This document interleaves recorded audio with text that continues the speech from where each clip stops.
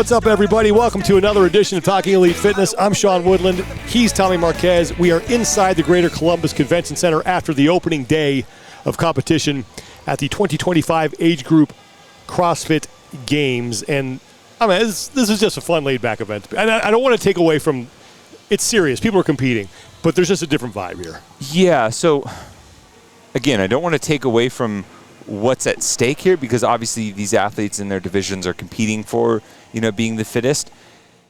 But there's something about the age group divisions and everything like that for me has an ease about it because their life doesn't center around what their placement is here this weekend. I had a conversation with Con Porter. He's competing in the Masters division for the first time.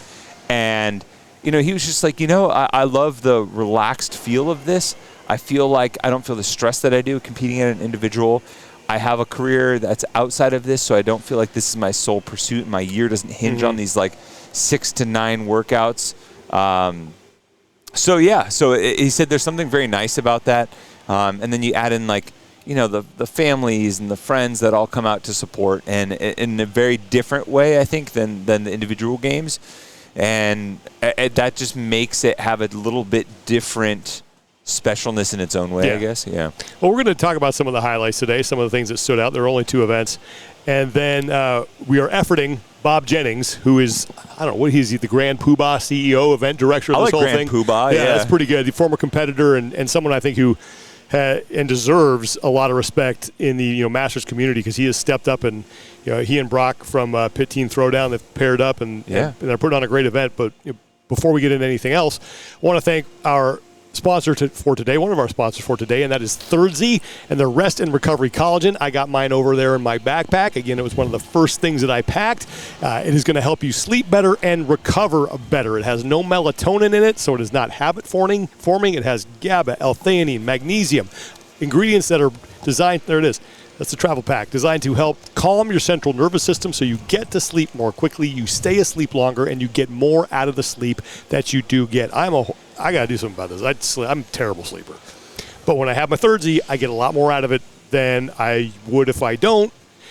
Because, I get 5 hours, I'm a winner. I'm feeling like that's pretty good. 5-6 hours, that's so bad. I know, it's terrible, man. So bad. It's terrible. It's because I'm a night owl. Yeah, I wake up at 9 p.m. I'm like, let's go. I'm ready, and then I can't fall asleep. So, but Thirdzy, like I said, helps me get the most out of my sleep. You can go to thirdzy.com. That's THIRDZY.com. Use the code TEF. You're going to save 20% on their Rest and Recovery Collagen. You're going to sleep better, recover better.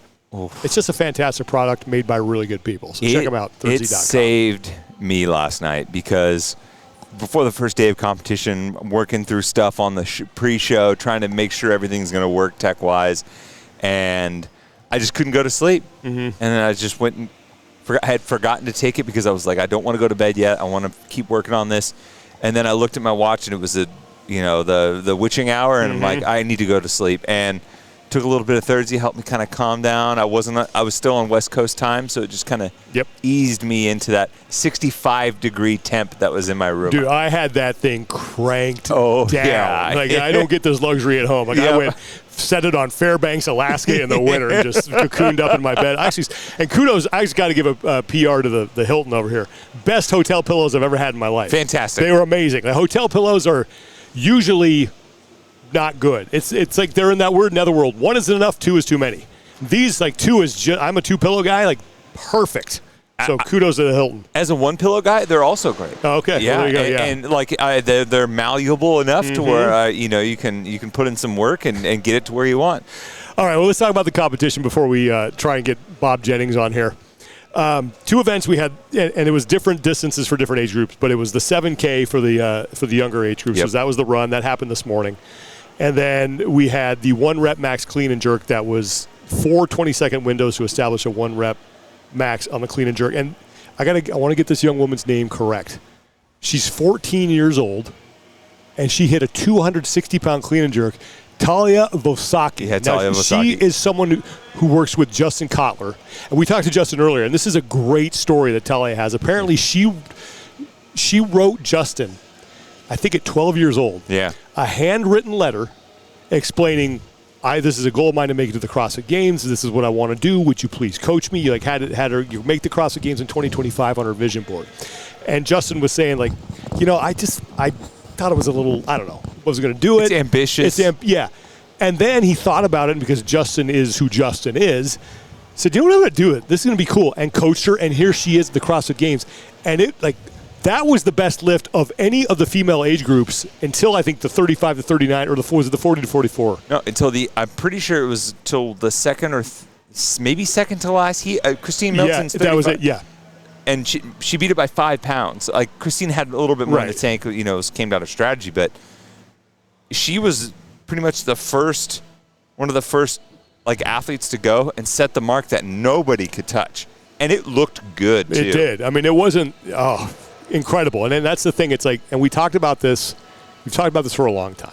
You're going to see her compete. If she can already do that. Yeah. It was like Guimayeros when he came on and he was snatching the way that he was snatching at the games and had one of the one of the heaviest lifts of any of the age groups.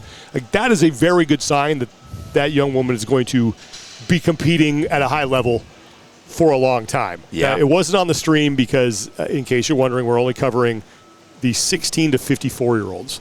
So the younger group and the older masters are not getting the stream coverage. It'd just be too much to pull off in too long of a day. Yeah. But what else? What else stood out to you today? I mean, it was cool seeing some of the OGs out here. Oh yeah. I mean, you look over and Graham Holmberg's in the 40 to 44 division, I believe, and I bumped into Graham at the run, and he was like, he's like, aren't we too old to be here? And I looked left. I'm like, dude, what's up? And we're just kind of chatting because, was it 14 years ago? No, 15 when he won. 15 when he won, yeah. But 14 years ago, we were having that same conversation under the tunnel in Carson, and when he was the reigning champ. And I'm like, man, a lot's changed since then. He's like, yeah, it's kind of cool to be back and competing, though. I get to, sleep in my own bed. We're kind of in my backyard. So it was really cool to see that. There were some really cool, I don't know, wouldn't necessarily call performances, but the fact that pretty much at one point, almost all the divisions were out on the run together because they were going in staggered starts. And so you had them running this out and back, ran across this bridge, along this little river or waterfront or whatever you want, and then down into the city and coming back. And something about just all these age groups out there together and running and high-fiving each other and then being encouraging each other. I don't know, something about that was super cool because you had teenagers, you literally had the kids, the parents, and the grandparents all on the field at the same time. You had a 14-year-old kid, you had their 40 to 45-year-old parent, and then you had the 70-plus grandparent there as well. So it was, you just don't, is there another sport on the planet that gets that? Yeah, I don't know. 3 generations of athletes competing at the same time, I don't know. That's maybe the romantic part of it a little bit, but it was super cool, and they're all doing the exact same thing. They're running and pushing themselves and coming across and hopping in ice baths together and just having that shared suffering. Well, I just heard from Bob Jennings. He's going to be unable to make it because they're super busy. So sorry about that. But we'll talk about the rest of the day and what's going on tomorrow and then the weekend as well. But and we try to keep this a little brief as we got a lot to talk about next week when this whole thing is over and looking back. But yeah, I thought it was fun, especially for me in the 35 to 39-year-old division, to see guys like Marquand Jones and Scott Panchik and Con Porter, Sam Dancer, Stefan Cosette, Bartek Lipka was out there too, a guy that we used to talk about at the regionals all the time. But yeah, that was. I don't know. I just, it's a testament to this sport and also the methodology that those guys can continue to compete at a high level and continue to be healthy as they're now into their baby masters of 35 to 39. But I think it also helps bring attention to the age groups when you have those guys, those familiar names, because when this first started, it was Masters just started being Masters. Like, no one filtered up into that division. So when you have those big names that people watch at the CrossFit Games, it does put more eyeballs, I think, on these age groups. Yeah. And I think that's a good thing, and good on them for getting out here. And you can tell, like Con was saying, it's a much more relaxed atmosphere. You know, they're jawing it up on the floor and in the corral. You can see they're a lot more relaxed. Yeah. So yeah, it's fun, man. I really enjoy seeing that, and I also like watching the family element too as you get into some of the older age groups. You got the kids at the front on the rail. A lot of back Bob here. strollers out here. Yeah, a lot of strollers. A lot of people pulling double duty between events. You know, the corralling kids when they're not in the corral as athletes. But it's just a cool experience. You know, it's a much different feel than any other competition. Not that that's good or bad, but it has its own unique thing. You know, this is one of the, I would say, one of the evolutions of the sport that I think, and every aspect of the sport you can say has growing pains and elements like that, but I think the age group divisions in particular has been one of the evolutions that I think that as the sport has grown, that has actually pulled it closer to the methodology and the core CrossFit aspect of it, right? You always hear the argument that there's this separation between sport and methodology. But I feel like the fact that you still have these people across those age ranges that want to compete, that want to test themselves, and it's not their full-time gig, it's not their do or die, that I think that it makes it a little bit more along the lines of like the motivations that you have inside the gym for the average person. And that's something that actually really didn't necessarily exist in the early days of the age groups, because you couldn't make that transition, like you said. The first year, like in the modern game, so like Carson 2010, there was a few divisions. They were all grouped together. There wasn't like 2011, it started at 45. So if you were in your early 40s, late 30s, and you weren't an elite individual, you didn't have a place to compete. I mean, you think back to 2011, Amanda Allen was competing at like, 42, 41? Yeah. And she was like, she had to go this route because there was no Masters. And even like, Cheryl Bross, same thing. But now you can make that smooth transition. You can make that transition in life as well. Because let's be honest, like if you're shifting out of the individual thing, then your career as an athlete-specific competing at the games is probably shifting to maybe something else that's fitness-centric, but it's not just this. And you can do that, and for them to still have the motivation to want to compete, like I said, is that feather in the cap for the methodology side. Because, some people, when they get done with sport, they're like, I want nothing to do with it. How many times you hear someone like, I haven't stepped on a football field or a basketball gym, or I haven't even gone to lift weights in forever? And it's like, no. What do? They got a full-time gig, in finance or insurance or in the hospital. And what do they do to de-stress? They go right back to the place that they were before. They go to the gym. And to me, that's all balled up like this. And I think, even with the messaging that we've had in this recent CrossFit is the Cure campaign, that's fantastic.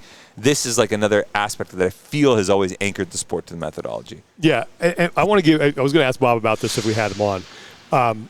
But each big event has its own sort of atmosphere. And I think about Wadapalooza in Miami, that has its own thing. CrossFit Games, of course, have always been their thing. And I think what Bob has done with his crew, and now adding the teenagers in as well, have created a really unique feel that started last year in Birmingham. We have multiple competition floors. Like you can see all the way down. There's the volunteers were working out behind us. And there's a floor here on the other side where we're going to be tomorrow. But they have... It just feels like an old school throwdown vibe, a real intimate setting. Like there's not a lot of stands, but people are on the rail 4 or 5 deep sometimes, and that'll be the case tomorrow, and as we proceed into the weekend. And I love that feel that they have created here. Like they're not trying to be something they're not. They're not trying to go like this gigantic venue and trying to, pack, like make it look like an event. Again, like they're not. They wouldn't put people in the stands. So let's make it look cool. Let's kind of go old school with it. And that's going to be our identity. And I think it has worked really well. And I love the fact that they have combined the teenagers now as well. Because like you said, you got the kids, the parents, and the grandparents all on the same floor. Yeah. I hope they can continue this. I want to say there's close to like the 58 years might be the largest age gap between athletes here right now. Wow. So the age gap between the oldest and the youngest is the third oldest age division. So isn't that crazy? Yeah, that is nuts. That's awesome. All right, since Bob isn't going to make it because he's busy doing important stuff, we want to thank our other sponsor for today. That's Victory Grips. You guys can go to victorygrips.com. They have any grip for any bar and for any workout. I mean, they got leather grips. They got the like the canvas ones. They got the rubber ones. They got the V-strap. They got the regular strap. The V-strap is amazing. Yeah. I can wear it with so like a lot of people, like, you have to adjust your Whoop or your Garmin or your watch or whatever, and like with that, it fixes that issue. Yeah, when I don't have the V-strap, I have to put my watch up here. Like you loosen it up, it's kind of awkward. And I'm a sucker for good grips because anytime I'm hanging from a bar doing anything that's just a disaster for recipe for disaster. So getting a good set of grips is really going to up your workout. I mean, they're good for like sometimes an additional 5 reps for me. Like, I'm not kidding. Like, those things are that good. So check them out at victorygrips.com, and our code is TEF, and you're going to grab 15% off. And really, if you haven't, check out the V-grips or the V-straps. Those things are unbelievable. Yeah, and they have their limited edition Unstoppable grips out right now with the special colorway, which is pretty cool. And I'll be honest, like the most recent ones that we have with the rubber coating that you don't need shock. It's almost been like had to wean me off of the need for chalk, right? Like, no, I know, it's crazy. I'm always looking for it. Wait, I don't need it. Like, hey, you guys got any chalk over there? I just put some on for the hell of it. Yeah. Okay, let's take a look at some of the storylines just briefly. And I think the big one is, for me at least, as we go into the weekend, is Jason Grubb and what he is trying to pull off. Because when you're, he's 45 to 49, and he's won 4 years in a row. So he won at 45, 46, 47, and 48.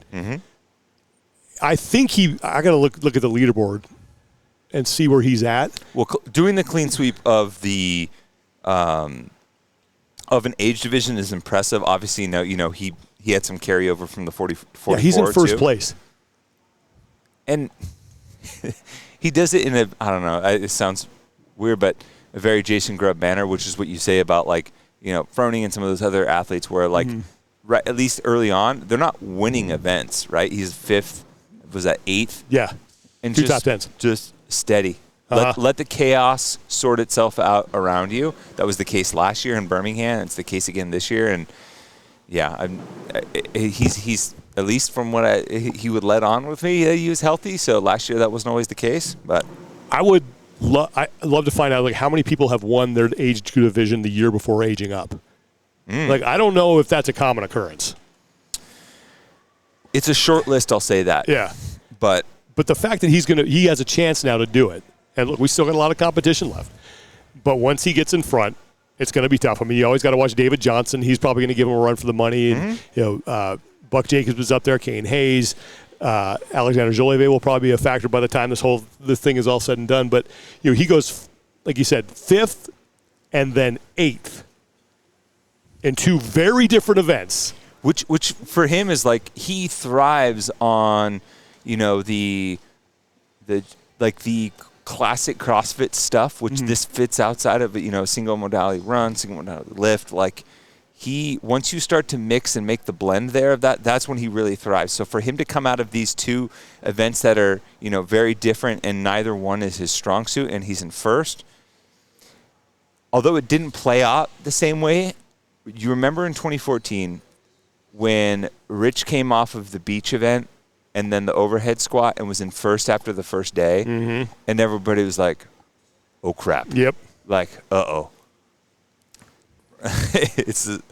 I'm doubling down on references here. It's like the happy learned how to putt. Yeah. Uh-oh. Yeah. It's like, oh, yeah, you're in trouble. Like, good luck now. And that's kind of how it feels. I don't want to jinx him, but, yeah, he's already the most decorated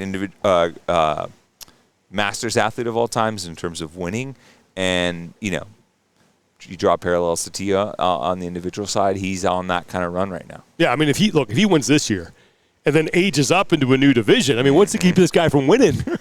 8, 9 straight. Because he's got 5 straight right now. Yeah, he won once in 40 to 44, and he did that at the back against the old guy. So, and now looking to do it again in the 45 to 49-year-old division, and then.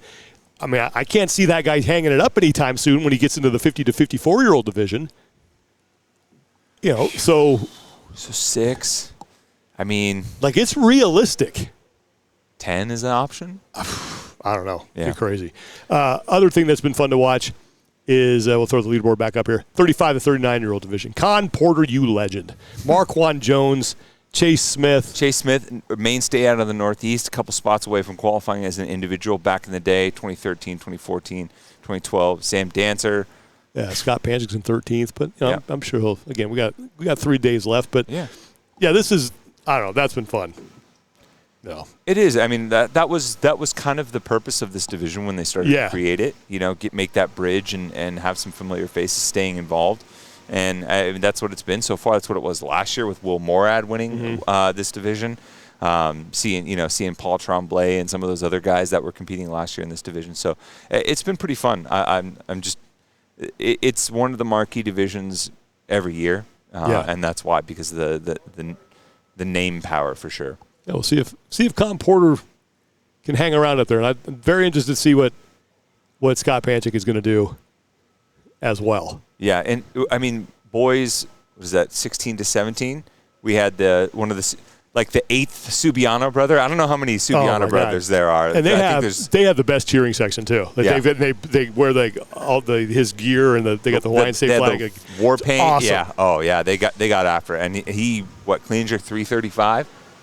That sounds right. Yeah, I'll have to look. But that does. All these are sort of blending together. But on the women's side, we'll take a look at some of those as well. Like we'll look at the 35 to 39-year-old leaderboard, because you got a good battle there too. Only 8 points separate Klutz from Prevost. Mm-hmm. And how about Carolyn Prevost, who individual, and now here's a master doing the double. I got a chance to talk to her briefly in between events. She was right over here by our broadcast thing, our platform, and I asked her, I was like, "How are you feeling after that?" And she said, volume-wise at the games, it wasn't as bad as it usually was. Mm-hmm. It being all indoors except for one event made a huge difference. Mm-hmm. And so she felt like she wasn't that beat up. She's like, usually I get done with that, and I need a break. But here she is, and she's in second place overall after a 6th and a 4th, and someone that's just a hell of an athlete. And I say this all the time, and it bears repeating. 11 national titles in 4 different sports during her career. You could argue that she's one of the most well-rounded athletes in the sport, and just in terms of accomplishments outside of this sport specifically. But so it's been fun. But those are just like some of the main things that stood out to me today. We got 2 more events tomorrow on Friday. Mm-hmm. Saturday's a busy day. Saturdays there's 3, and then you close out with 1 on Sunday. An interesting schedule, right? Mm-hmm. Tomorrow's events are like spicy. Mm-hmm. It's funny because a lot of athletes were like, "Yeah, forget the 3 on Saturday. Like once we get to Saturday, you're just in the grind." But tomorrow's workouts, the chipper, and you got GHDs, you got single leg squats, you have some nasty stuff in the lineup, and it's very different than today in terms of mixing those modalities. And they feel like that a lot of people are going with the skill component and with the kind of the twists of these. It's going to make or break a few athletes for sure. Yeah. Well, it was a fun day one, man, and we're not going to recap every night, but we just wanted to kick things off here. Yeah. If we have a chance to get Bob, maybe we'll set something up and we'll do another episode, because there's a lot of things I want to talk to him about what it takes to put on this event, why he's doing it, because Bob is a guy, if you know anything about him, does not need to be doing this. Yeah. He's got a lot of other things going on. He's very successful. He doesn't need to be doing it, but I think that I give him a lot of credit for raising his hand. He did this during with the Legends Championship, making that the CrossFit Games. Like he's always put his hand up and said, "Hey, I'll do it," and he always does a great job. Yeah, and absolutely. I think the athletes appreciate it.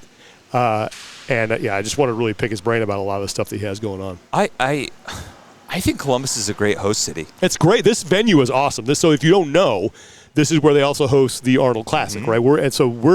Where we are is kind of like the main floor. This is where all the vendors are. To my right, like towards the back, if you ever watched the Arnold Strongman Classic, if you're watching this on video, that's where they build that stage. But this is usually the main floor. And I love Columbus. Like this downtown area is perfect for something like this. I mean, there's great restaurants. They're all walkable from hotels. It's an awesome environment. We went to Jenny's Ice Cream. I mean, that might happen again tonight. Oh yeah. that butter cake, whatever one that I got to try yesterday. Let's load that and run that one back. That might have to happen. Yeah. But yeah, we'll have complete coverage again next week. And like I said, if we can get Bob on, we'll have maybe we'll have another impromptu episode here from Columbus. Yeah, and if you're listening to this and you're all of the live stream stuff will be happening on the Pit Teen, the Fitness Ranch, their channel. So if you're looking on YouTube and you're like, I don't see it on the CrossFit Games, it's going to be on the Pit Teen channel. At least that's where the stream's hosted. It could end up being embedded. I'm not sure if it was at the on the game side today, but yeah. So that'll afternoon. We're in Eastern time. Yeah, it'll be in the afternoon, back half of the day each day. So yeah, yep. Pit Teen Throwdown. Check that website or the YouTube channel, and we'll have all the action tomorrow. So it's going to be a lot of fun. Two more like CrossFit events. We got all the single modality stuff out of the way. Now we're getting fun, right? Like, no, it was great. And again, just some of the weights that are going up are mind blowing, and it's like it's to the point now where I'm like, oh yeah, well that is just supposed to happen. It's becoming just kind of, I don't know, just expected. Yeah. And you know, it's funny because I also find myself being impressed by the runners too now. Mm-hmm. Like Kira McManus, who won the girls 14 to 15. I believe she's the defending champ too. Like, she smoked that 7K. The Juan Machado Reyes, who's won his division for, I think, the 55 to 59. He's an Olympic track coach. He's coached at 3 Olympics. Yeah, there's some. Here's the thing savage. too. We didn't have a chance to get into it today on the broadcast. Hopefully tomorrow, when we have some longer events, we'll be able to kind of get into some athlete stories, because there's some pretty incredible people with backgrounds that you're like, man, how did you wind up here? Oh, some phenomenal stories across the board. And I think someone wrote in, I believe it was the women's 60 plus, I think in their division, and they said it with a point of pride too. Like, there's like a quarter of the field are breast cancer survivors, and out there on the floor, like, damn, and they're out there just getting after it. Yeah. So a lot of resiliency, some really cool stories from across the globe too. Yeah. All right. Well, we'll cut this one short because we're hoping to get Bob maybe this weekend. Like I said, we'll continue to pressure him. He's a busy guy. He's running around taking care of all kinds of stuff. But that was fun day one, and I'm looking forward to the rest of the weekend. It's a great event. Happy to be here. And, before we go, we should probably talk about World Fitness Project, too. We got some news going on with that. Jeff Adler out with an injury. Yeah. Which I guess sounds like he's been dealing with. Kind of for a little while. Which now when you look back at the games, I had high expectations for him. Yeah. I don't think he didn't live up to my expectations. I'm sure he did not live up to his own expectations. Yeah. But maybe this is something that has been having a lingering effect on him. Yeah. And it all comes down to the same thing, like whether it's Adler, Zan. Like, we just want to see him healthy and feeling good, because as much as we might have expectations on these athletes, they put more pressure on themselves than anybody, and they want to be able to perform. So it's for Jeff, like, when he's at his peak, he's one of the best in the sport, and he's proven that by winning the games, and you just want to see him be able to push those rest of those guys. And you gotta give Hopper a little push too. He's been out there putting it out on IG, which I absolutely love. Great. So hopefully he gets healed up quick, and we see him in Copenhagen for the final stop there, and we see him at Rogue, and we get to see him be involved further on down the line. When do you leave for Mesa? Because you get home and turn right around, right? Yeah, I think I'm home for 36 hours, maybe. I think 36 hours exactly. Wow. I want to say, something about that. So. Yeah, quick turnaround, back-to-back events, be fun. Yeah. Yeah, all age groups and divisions and everything like that. So it's gonna be fun little run there before maybe taking a couple of weeks to chill out. So where's the venue? Like, what venue is it in Mesa? So I don't know the venue exactly. I know it's like an event center there in Mesa proper. So Mesa is a suburb of Phoenix. Yeah. I know some people have been like, where's Mesa? Where's Mesa? It's part of Phoenix. If you're a lot of these big metropolitan areas, you have these miniature suburb cities that are essentially part of the greater area, and that Mesa is southeast of Phoenix proper. Isn't that it's close to Arizona State, right? Yeah, it is, because Arizona State is in Tempe, Scottsdale, and if you go Phoenix and then Tempe, Scottsdale, and you keep going down, Mesa's right there too. So, excited to get going, and they've got an early morning run too there. So. Cool. Well, thank God, because it's going to be like 250 degrees there probably. Yeah, the weather in the morning is a little bit more manageable. It's been trending in like the mid to high 80s. So very similar if you go back to the West Coast Classic when it was a semifinal in 2021, I believe. maybe 2022, when they had the ruck run in Yeah. the morning out there in Vegas because it was so hot. So just taking safety precautions. So it should be good. Cool. All right, well, that's going to do it. Just a quick kind of look back at day one. Again, we'll have a full recap next week. If we can get Bob Jennings to talk about this event, because, again, he's someone who I think deserves a lot of credit and recognition, and want to pick his brain about what it takes to put all this on, because this is, as they say, a heavy lift. So. 20 divisions, over 500 athletes. And that's just for the age group games. That's not counting the Legends Classic that's going on, which is pairs. Right, exactly. So all right. For Tommy, I'm Sean. Take care of each other. Be better, and we'll talk to you guys next time. Like a kiss at the start of a first date. If it's good, I don't want to wait. When the feeling's right, I'm taking every